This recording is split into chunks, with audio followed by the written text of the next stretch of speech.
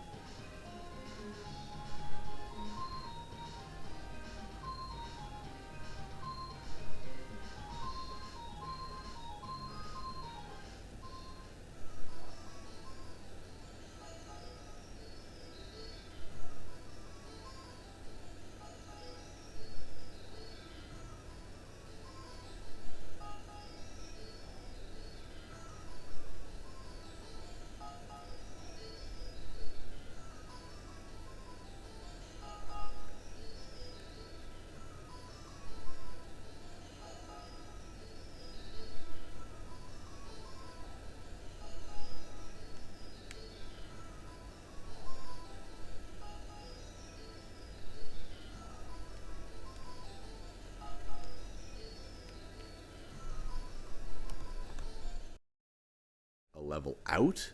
I really don't know why they do that. Without that, it's still a fun little game. It's good for beginners to test out the waters. But the game, I don't know, I find this game really doesn't actually start, like, getting kind of good until Great Cave Offensive. GCO, Meta Knight's Revenge, and Milky Way Wishes are definitely the best part of the game. I guess this is going to be a short episode. Nah, you know what, I'm going to keep going. We're going to go into the next game. So the episode's a little longer here. But, yeah, I like how it's pretty much the entire Game Boy game packed in super condensed. Like, even the ending is pretty much exactly the same. And I think that's kind of funny. Except it's, like, super fast. I think that's cool.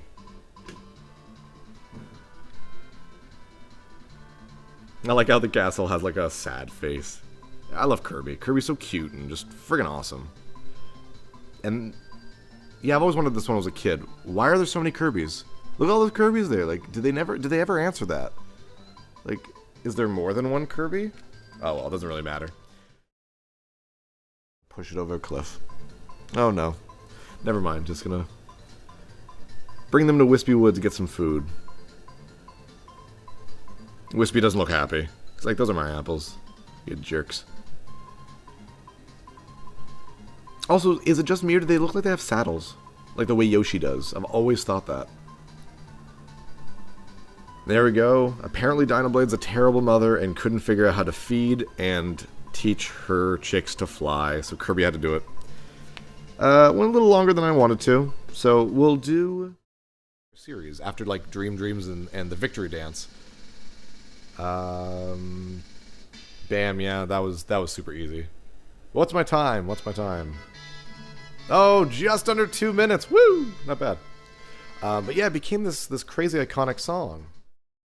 And with that, we have beaten the Great Cave Offensive with all 60 treasures. I hope that helped in case you've had trouble finding a couple. Though to be honest, you kind of shouldn't have. It's not very difficult to get all 60 treasures. None of them are really, really well hidden. I like this. The ending's actually longer the more treasures you get, because it actually goes through them all. And yeah, I'll finish this episode with this. Next time we're going to start off with Meta Knight's Revenge? Is it? Yeah, Meta Knight's Revenge. We only have 2 games left. Or do we? Great Cave Offensive is probably the longest. I mean, this has been what? Yeah, 5 episodes, I think, on this. Oh, there's that saucepan for 10 cents. Woo! So I'll let the credits run, and feel free to watch them if you want to, and feel free not to if you don't want to, but I will see you guys next time. We'll play through Meta Knight's Revenge, or at least, we'll start it at least. I'm not sure if we'll finish it, but we'll find out. So see you guys next time. I'm Fill in the Blanks. See you guys next time on Let's Play Kirby Superstar.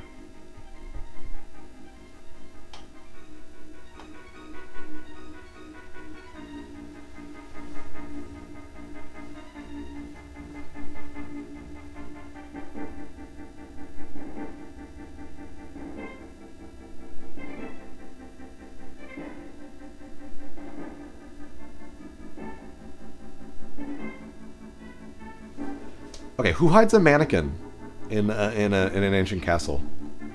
A little ridiculous. Wow, you can really tell how expensive the things get near the end. I think the katana is the most expensive thing in the game. Yeah, at basically 1 million.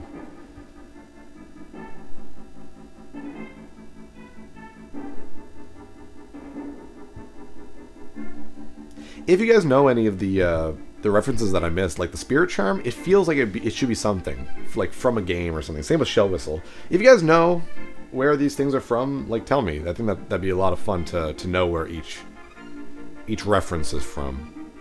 There's a total. Whew, a lot of money. Kirby, you're rich. What are you gonna do with all that money? Probably just buy food, because that's what you do, Kirby. Or you could Scrooge McDuck it. And just bathe in it, I guess.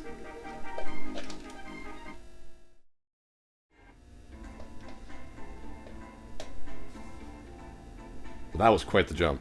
My god. From that ship all the way to the cliff, that's pretty good. Even though Kirby can just fly off of it. Because, you know, Kirby can fly. But whatever.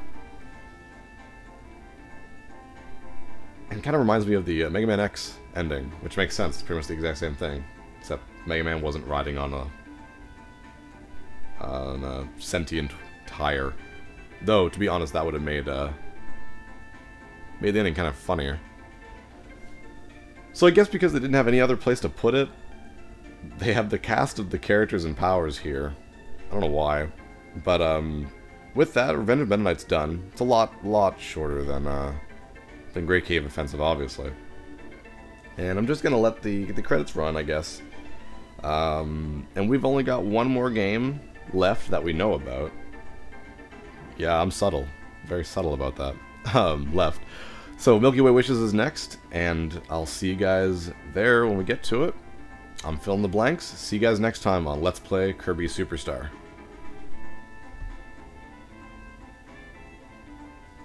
Music kind of reminds me of Wild Arms. If anyone's ever played Wild Arms, you know what I'm talking about. God, now I want to play Wild Arms. Yeah, I think I'll do that when I'm done recording.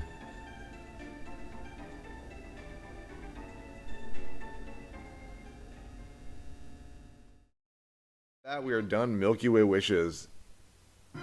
And there goes Nova. Just exploded. And I actually feel kind of bad about that, because Nova's not really evil. He's like a genie. He grants the wish, you know? And Mark's just made a really dickish wish. And we took it out of Nova, and that's not fair. Oh well. That is Milky Way Wishes. And now that all the adventuring is done, Kirby can finally get a little bit of rest with his little cute little star-shaped pillow.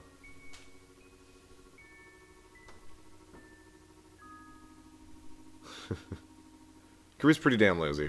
He's either eating or sleeping, but I guess that's what makes him Kirby. So here are the credits. That's my dog running around. I think she smells one of the cats. I like the music here. I like how the credits aren't too long on any of the Kirby games. This is definitely the longest. All the credits are skippable. I'm not going to skip it, just because, you know, we're done the game. It makes us feel good that we've done it. I also like how each kind of job has a cute little Kirby picture. Excuse me.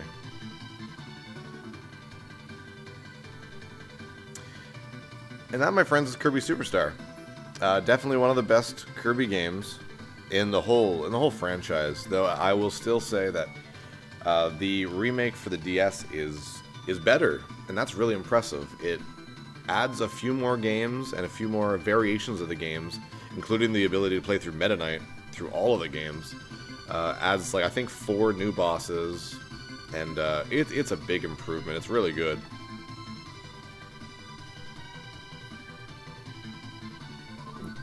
Cute little construction hat for Kirby there. I love how the special thanks is just kind of Kirby with coffee. Like on a little pillow.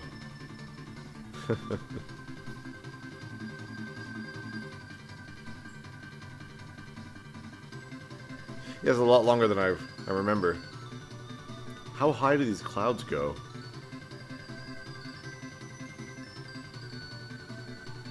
You'd think by now, just panning upwards to clouds, we'd be like, if it pans so high, it'd be into space, or maybe if you were on the ground, just moving the camera, you know. Oh, there we go. See, yeah. So I guess that's what was happening.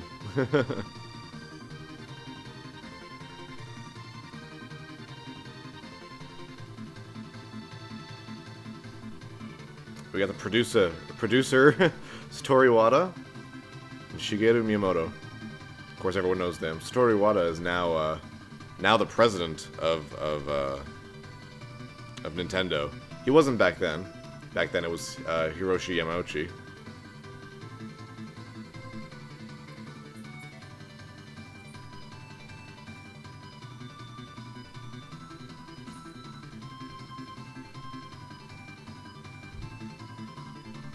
Hey, Mishka. You want to talk into the mic? Nope. Okay. And apparently there's more. What could it be? I thought we were done the game. At least twice. And we are the champion. We are the champion of Kirby Superstar. And that is everything in Kirby Superstar. I really hope you guys enjoyed this. This was a longer episode. I forgot that the arena would take this long. Oh well. No, they're not. They're not at all. Mega Man has ended the evil domination of Dr. Wily and restored the world to peace. Good for him. However, the never-ending battle continues until all destructive forces are defeated. So it's a never-ending battle, but it can end, according to that. Fight, Mega Man, for everlasting peace. I like this ending, actually. For the time, I think this was 1987, or 8, I forget which one, of the original Mega Man, not this version of it. But endings were pretty horrible in Nintendo games, and this one's actually not that bad. You get a little thing of text without too many spelling errors for the time, and then you get Mega Man running home, and I think that's just, I don't know, it's cute. I like that. And you get a little song, and I mean, it's a good song at least. Mega Man music is usually pretty damn good, and this is, you know, no exception. If you ever played the original games, you'll notice that there's a guy in the credits almost every time. His name is Inaf King, and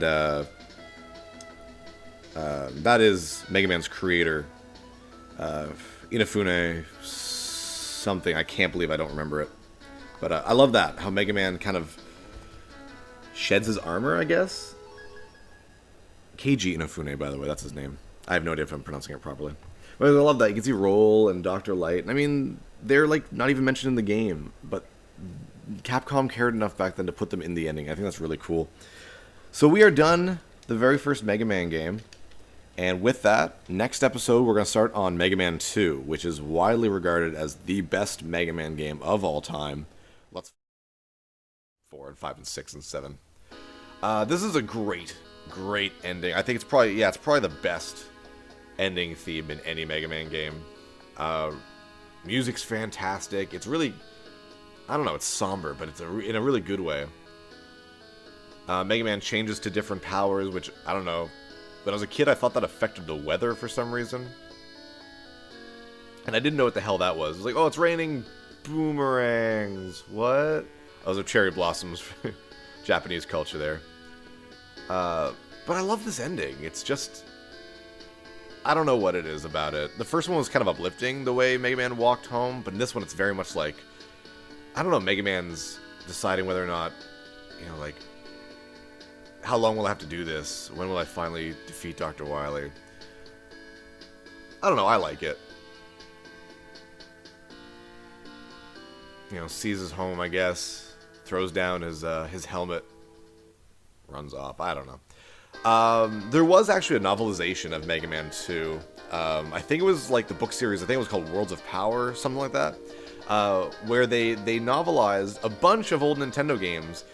Like Castlevania and all that. Now, weirdly enough, there is a Mega Man 2 novel in that that series of books, but there's no novelization of Mega Man 1 or any other Mega Man game. So it just starts at Mega Man 2.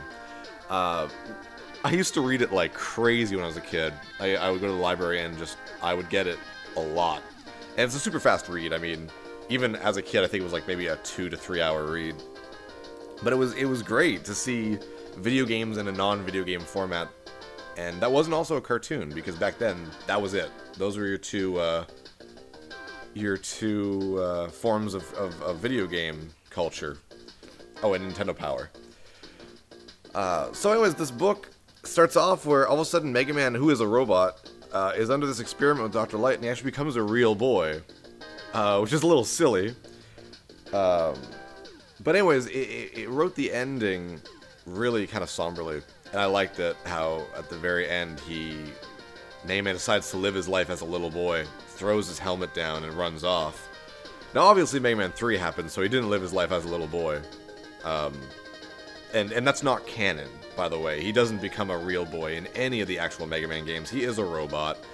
An advanced robot, but a robot nonetheless. It's not until Mega Man X where he actually is able to make decisions for himself, that kind of thing. But Mega Man in the original Mega Man series is a robot and has to follow, you know, the three rules of robotics, all that. Anyways, enough of my rambling. That was Mega Man 2. And I know a few people who have been really looking forward to the next game, which is Mega Man 3. And I can't wait to start it. Thanks. Japanese name is Blues, so that's pretty cool. Alright, epilogue, apparently. Mega Man, you've regained consciousness, I found. You lying here when I arrived. Dr. Light has a problem with not finishing his sentences. I wonder who brought you here. This whistle, it must have been Proto Man. I love how the background, the computer says IBN. Love that. So here's where you find out that Mega Man's brother is Proto Man. I love Proto Man. Proto Man is my favorite character in the Mega Man series. He's not very important in Mega Man 4, but he is really important in Mega Man 5. And Mega Man 5 is my favorite, and I'm pretty sure that Proto Man's involvement in it is a big reason why it is. Anyways, I like how you can see the original Robot Masters that Dr. Light made and what they were kind of made for. And that's kind of cool. And the girl is, of course, the housekeeping robot. No comment. And the first robot Dr. Light ever made, Proto Man, new robot prototype.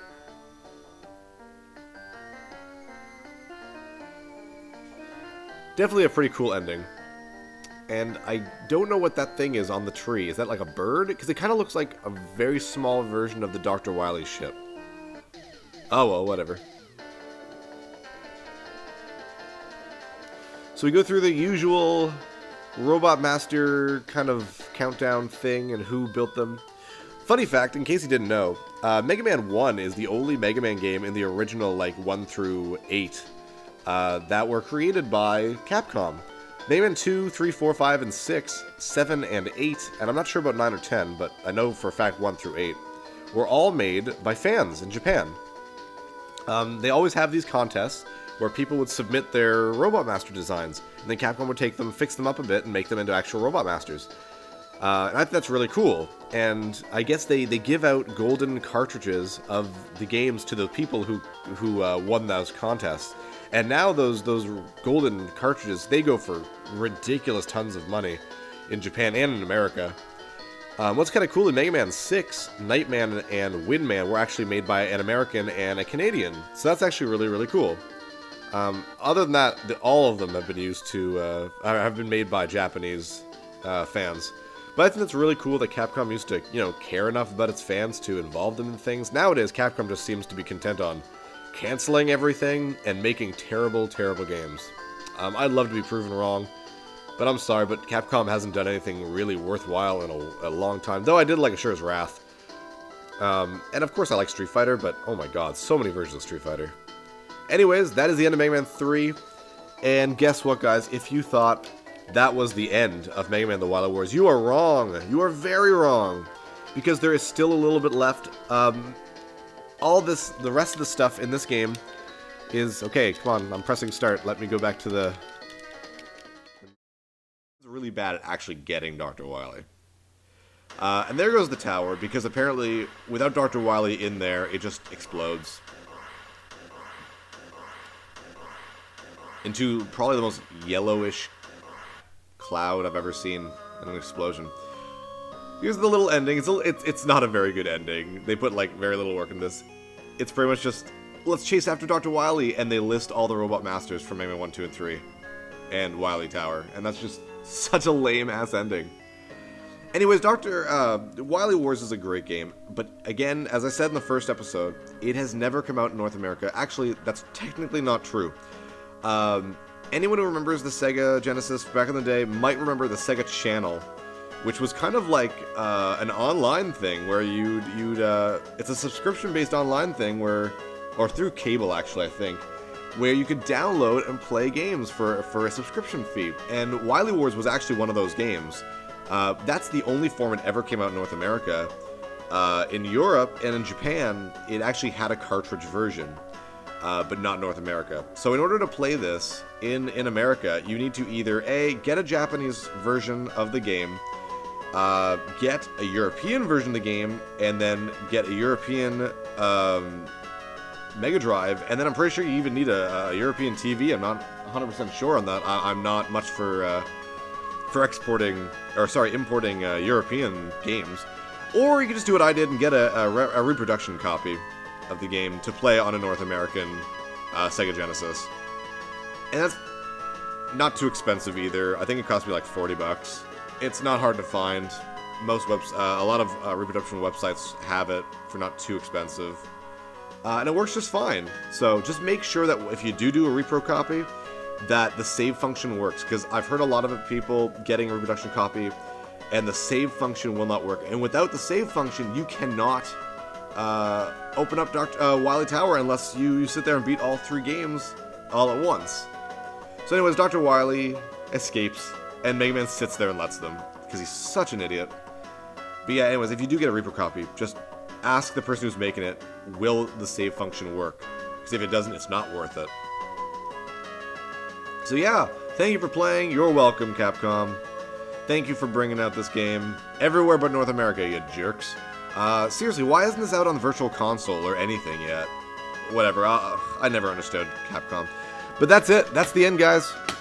And thanks so much for joining in. It was a real big pleasure to do. So after many deaths, I have finally beaten Rocket Knight Adventure. I'm pretty sure that if people have grown up with this game out there and was watching me, they're like, oh, God, you suck at this game. And you're probably a lot better than I am, but that's okay. This is still an extraordinarily fun game, if not very short game. Okay, so what I'm wondering... Oh, wait, never mind. I was gonna say, how did the princess escape the pig Death Star, but I forgot that she wasn't there. She was the one who allowed us to go into space. Anyways, Sparkster is like, I don't need no princess. So he just rockets off.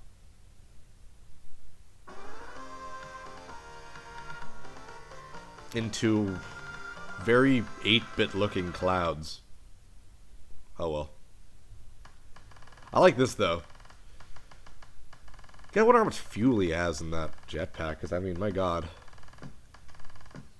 And that, my friends, is Rocket Knight Adventure, an amazing game. Again, if you have a Sega Genesis and you like these old school games, and I mean, if you watch this, you probably do, go ahead and get it. It's super easy to find. I see it at most pawn shops that carry Genesis games. I'll find 1 or 2 copies of it, and rarely is it over $5.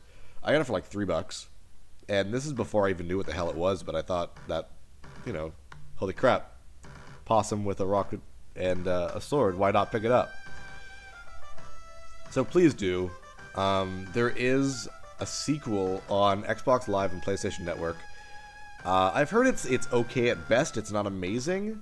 But, I mean, I haven't tried it myself, so maybe I should before I really say anything. But I guess if it ever goes down cheap, support them, I guess. I don't know the guy's name, but the guy who really wanted to make another Rocket Knight Adventure, it took him like 2 years to like greenlight the idea for them to actually make it. So the guy who made it, I mean, he really poured a lot of himself into it, so I really suggest kind of supporting him, because, I don't know. I do have it. I've downloaded it. I just haven't played it yet. I have a lot of games on my Xbox and PlayStation 3 that I've downloaded and just haven't touched yet. Maybe I should go ahead and play that. Anyways, that was a short Let's Play. Hope you guys enjoyed it. I might do other short games like this in the future, just because, I don't know, I think these old games are worth revisiting. And to those of you complaining, like, man, do some modern games. I agree. I should be doing more modern games. Not yet, though. I've got a few more retro games that I want to do before I go on to something a little newer. Though I do plan on doing some newer games. And by newer, I mean like post-2000. I don't mean like things that just came out, because I'd rather not play, let's play a game that I've never played before. So if you guys are expecting me to do something like that just come out, don't hold your breath. Unless it's something that I played through right away and then wanted to play through again. Anyways, this was presented by Konami. Fun game. Glad you guys were there with me. And congratulations, try normal mode. Now, it says try normal mode, and that's because normal mode on this is actually hard mode in Japan. Oh, just wonderful. And I love that 3D effect. When I was a kid, I couldn't believe that. Welcome, Phil. I am the essence of the Triforce. ... The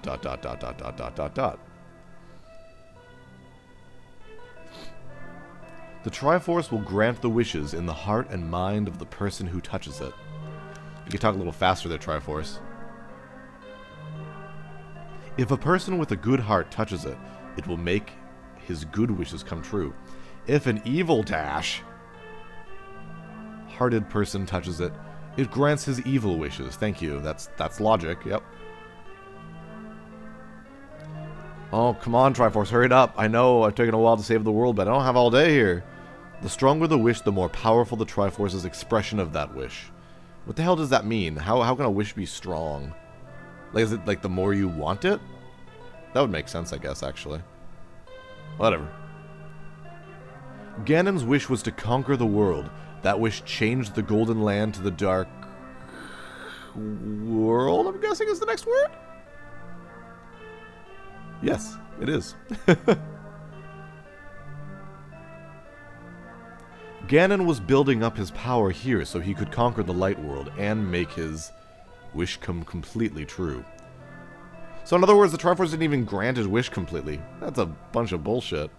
But now you have totally destroyed Ganon. Totally destroyed Ganon, man. Yeah, the Triforce has like a surfer accent. His dark world will vanish, brah. Anyways. The Triforce is waiting for a new owner. Its golden power is in your hands. Now touch it with a wish in your heart. Lots of dots.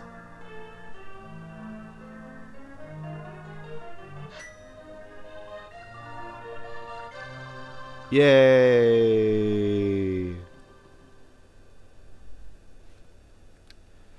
So, the world is okay, and apparently the king is not dead anymore, so I guess he also wished for that. So I like this ending because it goes through kind of Hyrule and shows you the things you've done. I like that. The sage is back, the priest is back in the sanctuary, the church. That's cool. It's nice to see that he's alive. Saharsala goes back home. And I guess the two brothers have stopped being complete dicks to each other. And I love this. Vultures rule the desert. Thanks. Like, I don't know. It's like a silly thing. Oh, though, I guess you can see the thief guy there. That's actually kind of funny. Looks kind of like Talon from Link's Awakening. Oh, I love this. The bully makes a friend. The two guys from the Dark World. I love how he's still kind of a dick to, like, the ball-headed guy. And your uncle comes back. So hooray! So truly everything is okay. That's awesome. I love this music, by the way.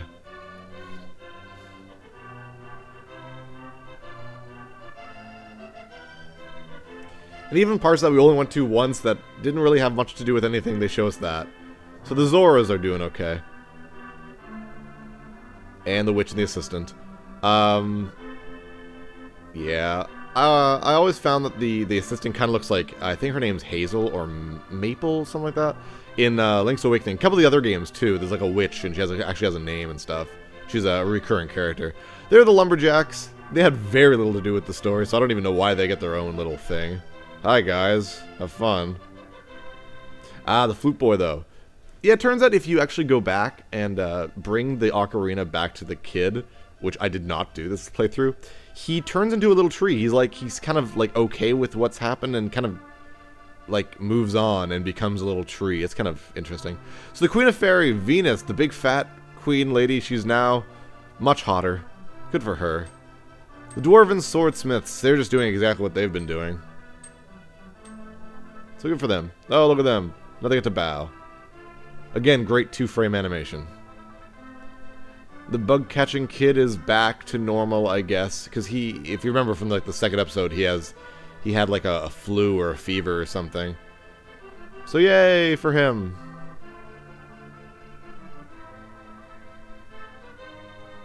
Where the hell were his parents when we were talking to him before? Because the house was empty. The lost old man is forever lost. in Death Mountain. Like, he's seriously lost. He's like, oh, I don't have the hammer. I can't keep going. Hello, can you help me? No, sorry, old man. You're going to die there. Forest thief. Hooray. Still kind of an asshole. And the Master Sword sleeps again until the next sequel. Seriously, forever? No, not at all. But I do love that. Yay!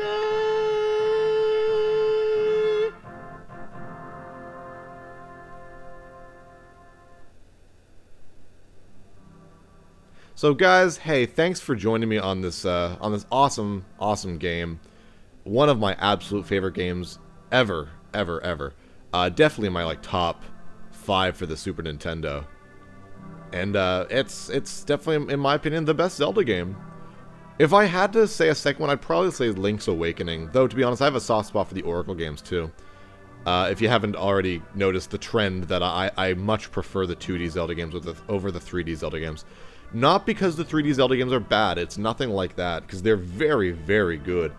I don't know. I don't know what it is about them. I find they take too long to get into. They're not as fun to explore things, I guess. They're slower. I think that's one of the big things. Though I do like the dungeons in the 3D ones, just because there's so much more to them. I have... Unless you count...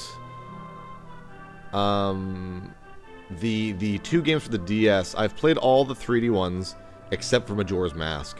I do plan on getting on that soon. But I have a very very unpopular opinion when it comes to the 3D Zelda games, because Twilight Sword is my favorite. Or sorry, Twilight Princess is my favorite. And I know that most people really, really don't like Twilight Princess. And I'm okay with that. I mean, whatever. You like what you like. Shouldn't hate on other people just because they like something different. And I agree that the kind of wolf thing is a little silly in that one, but I found it to be a lot of fun, and I love the characters. I love Midna, and a lot of other things. Ocarina of Time is not nearly as good to me as it is to everyone else. I think one of the reasons why is because I never played and beat Ocarina of Time till about 2007.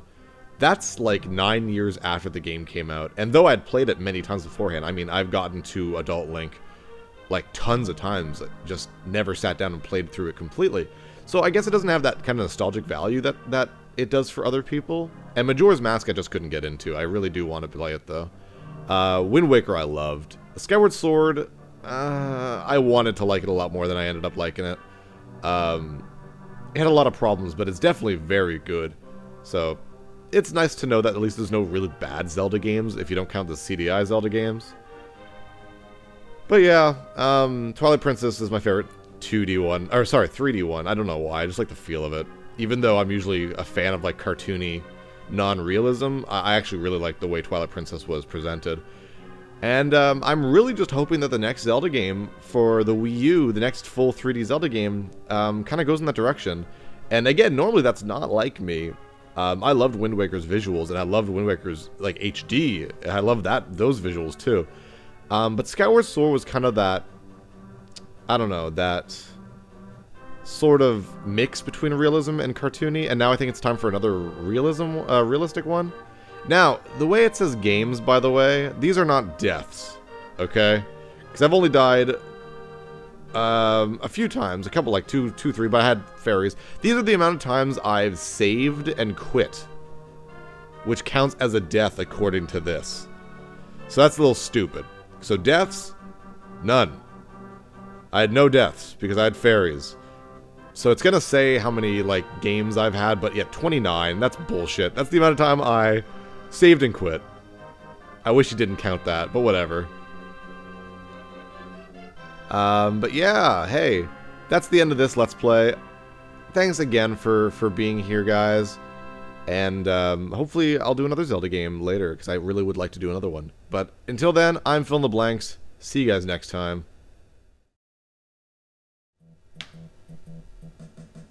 And that is Spanky's Quest. A fun little game. Definitely fun for me when I was a kid. came out when I was 6 years old, believe it or not. Definitely a game I rented a few times, with some friends. So there you go, JP. There's your Spanky's Quest Let's Play. I know you wanted it so much. I'm actually surprised that he remembered this game, to be honest. It's not really one that was a big deal in our childhood. But, it's fun. Definitely a fun game. I don't know how long we are, but I think this episode went a little longer than I wanted it to, but whatever. I didn't want to cut up the last two episodes, last two levels as 2 episodes. So whatever. Yeah, they also made a Spanky's Quest for Game Boy, believe it or not. I've never played it. From what I've seen, it's very similar to this, but with obviously like really bad graphics because it's for Game Boy. And I mean, they're ugly. Like Spanky as a monkey on the Game Boy looks hilarious. He looks nothing like Spanky. Just this really creepy, naked little monkey thing. I don't have it. I'm looking for it. Don't want to pay too much for something like that. But definitely something I'd like for the collection. But again, why the hell did that witch want to just, I don't know, beat up Spanky? He's just a monkey. Anyways, I guess that doesn't matter. Thanks for tuning in, guys. This was a lot of fun. I like playing little games like this, and yeah.